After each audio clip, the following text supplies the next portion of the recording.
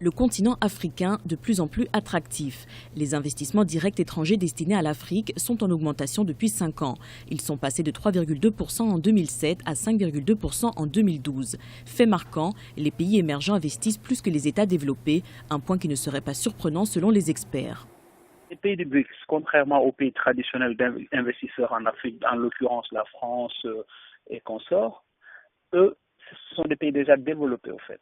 Le fait qu'ils aient de moins en moins besoin de matières premières fait que leur investissement n'évolue pas de cette manière-là, contrairement aux pays du BRICS. Donc les pays du BRICS, eux, sont dans une phase de développement. Donc forcément, ils investissent beaucoup plus que les autres parce que simplement ils ont besoin de beaucoup plus de matières premières, de beaucoup plus de produits agricoles, de beaucoup plus de débouchés aussi.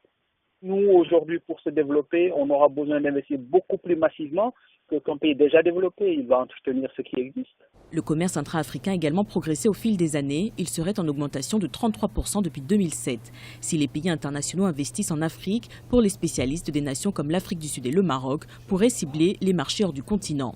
Autant les pays étrangers, en l'occurrence les pays développés du monde de l'Occident, viennent investir en Afrique, autant les petites puissances intermédiaires africaines investiront en Afrique aussi. Je pense que pour le moment, ils n'investiront qu'ici, à l'exception peut-être de l'Afrique du Sud, s'il peut aller au-delà du continent. Je ne vois pas un autre pays africain sortir, aller investir aux États-Unis ou au Brésil ou en France. Dans la monétique comme au Maroc, quand on prend le cas de S2M, etc., eux peuvent aller investir peut-être dans des niches ailleurs dans le monde entier. Les domaines de l'énergie et de l'agriculture contribuent à l'attractivité du continent, mais les télécoms représentent l'industrie de services la plus rentable en Afrique selon les experts.